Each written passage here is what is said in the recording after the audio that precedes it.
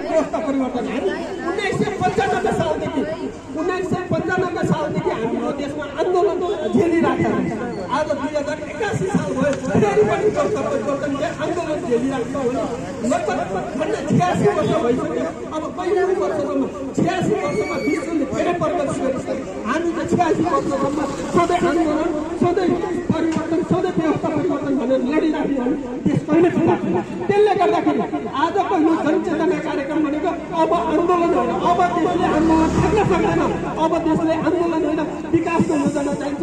अब देशले समृद्धि चाहिन्छ। अब देशमा विदेशी लगानी दिनुपर्छ र हाम्रा युवाहरूले यही देशमा काम गर्न पाउनुपर्छ भन्ने हिसाबले यो आजको सचेतना।